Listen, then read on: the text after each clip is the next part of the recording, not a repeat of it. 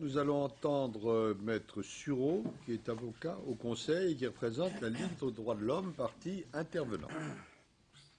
Monsieur le Président, Mesdames et Messieurs les membres du Conseil constitutionnel, le 20 avril 1794, le Comité de salut public institua à Orange, département du Vaucluse, une commission parlementaire, une commission populaire de 3 membres, sorte de tribunal révolutionnaire destiné à juger les ennemis du peuple trouvés dans ces régions reculées.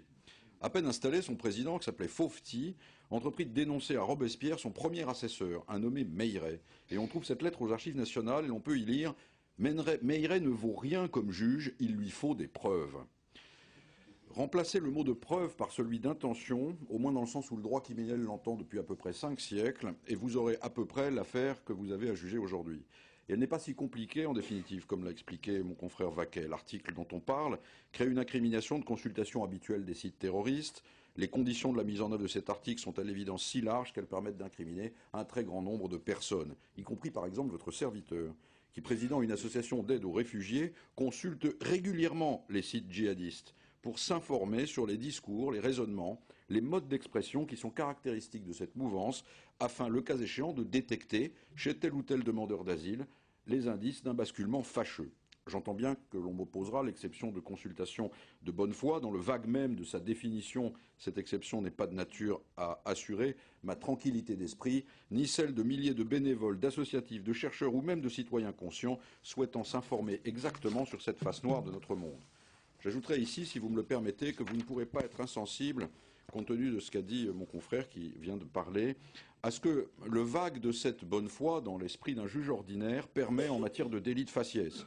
Si j'ai bon espoir, pour reprendre le même exemple personnel, que mon patronyme, regrettablement Rochelet, me fasse bénéficier d'un préjugé favorable, je ne suis absolument pas sûr qu'il en ira autrement de nos interprètes Rahman, afghans ou Bilal syrien, tous deux visiblement musulmans et bénéficiant en France de la protection subsidiaire.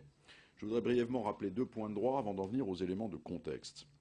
Les points de droit sont, à mon sens, insusceptibles de nous retenir longtemps.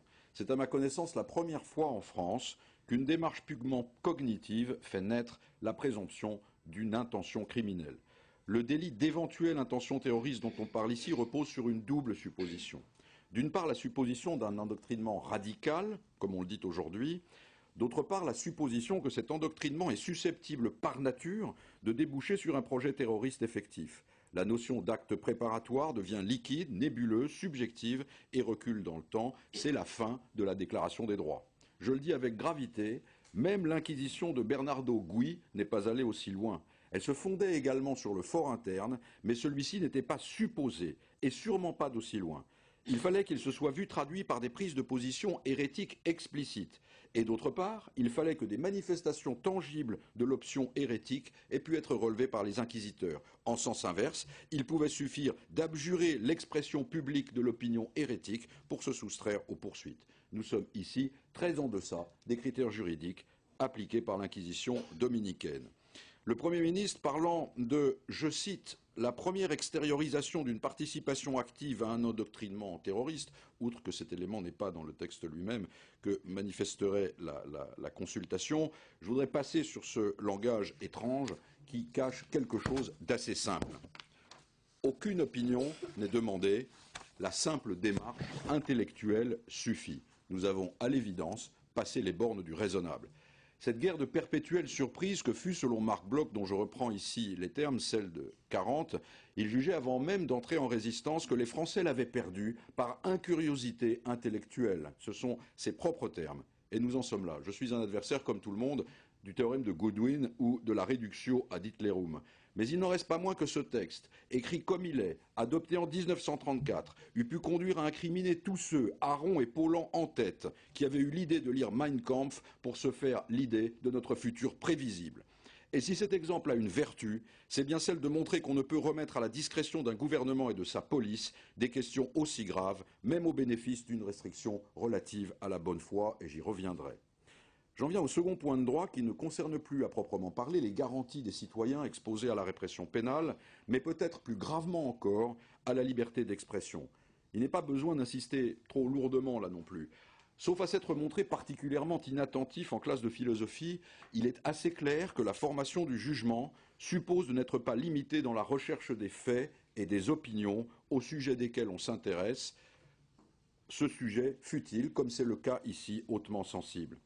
En réalité, l'incrimination en question a pour effet direct et nécessaire, et je ne parle même pas ici des chercheurs ou des journalistes, d'empêcher radicalement, si vous me passez cet adverbe fâcheux, le citoyen d'une démocratie de se former une opinion justifiée sur l'une des menaces les plus graves qui pèsent sur notre société, sur sa nature et sur ses formes. Le vieil Alain est bien mort, cacher ces terroristes que je ne saurais voir, c'est un pan entier de la liberté de penser qui passe tout d'un coup dans l'ombre policière et répressive. Et l'on peut penser que ce naufrage est d'autant plus regrettable qu'il s'agit de combattre un fléau politique, culturel et social. Et c'est là-dessus que je voudrais en finir avec le droit, par mon troisième point. Je m'en voudrais là encore d'infliger un cours de philosophie politique, mais je ne détesterais pas que les grands principes puissent être à cette occasion rappelés au gouvernement. La liberté de penser, la liberté d'opinion, et je n'aurai pas l'outrecuidance de citer la foule des grands auteurs, n'existe pas seulement pour satisfaire le désir de la connaissance individuelle, le bien-être intellectuel de chaque citoyen. Il n'est pas protégé simplement à ce titre par la déclaration que vous avez mandat d'appliquer.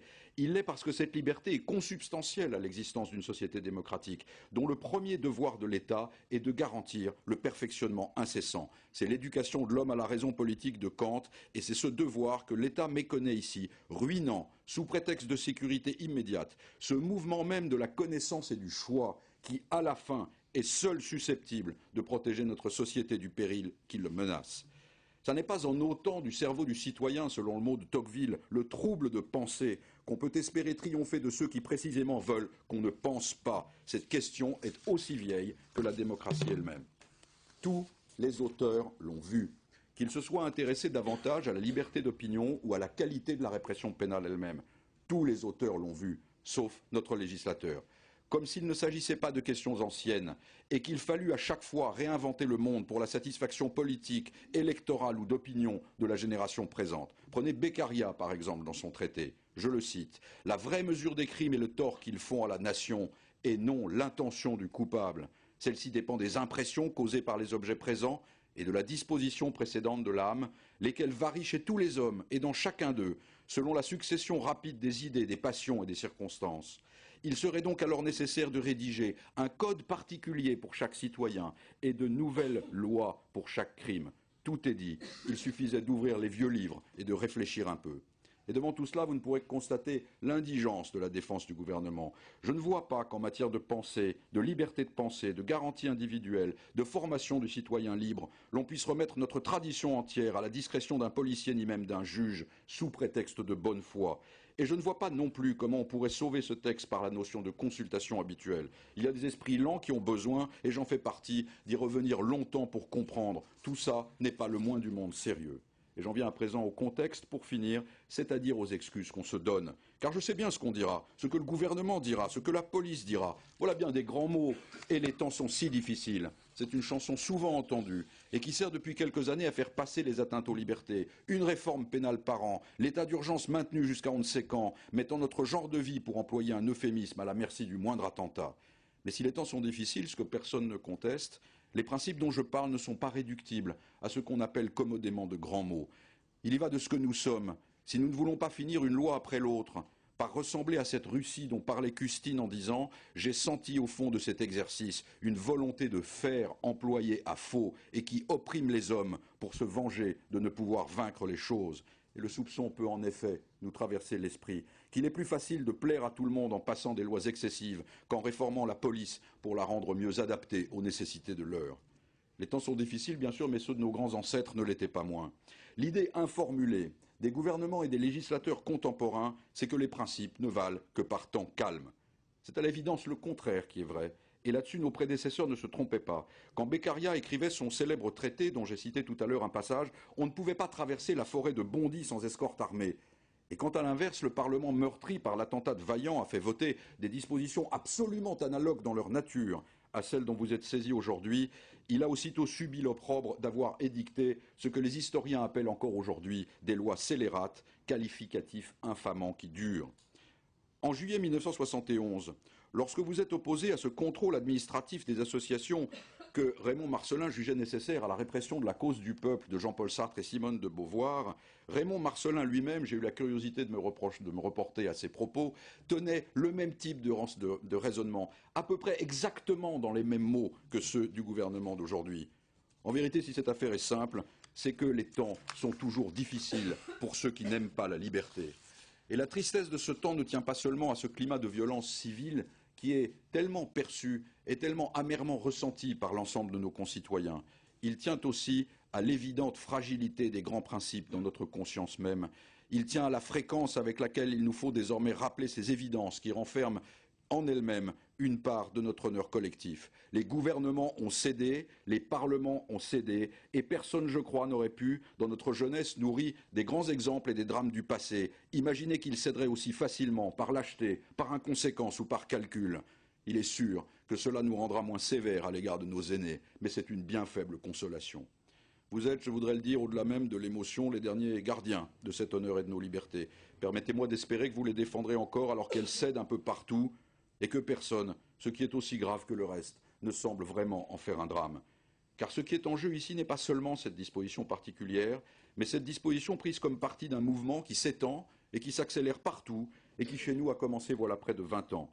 C'est ce mouvement lui-même qui est destructeur. L'esclavage, disait Simone Veil dans l'un de ses derniers écrits, avilit l'homme jusqu'à s'en faire aimer. La vérité, c'est que la liberté n'est précieuse qu'aux yeux de ceux qui la possèdent effectivement. Par la médiocrité de son inspiration, par le vague de son contenu, la disposition en cause s'oppose à cette possession effective. Il est déjà infiniment surprenant et infiniment triste qu'elle soit parvenue jusqu'à vous. C'est la raison pour laquelle, au nom de la Ligue des droits de l'homme, je vous demande de la déclarer contraire à la Constitution.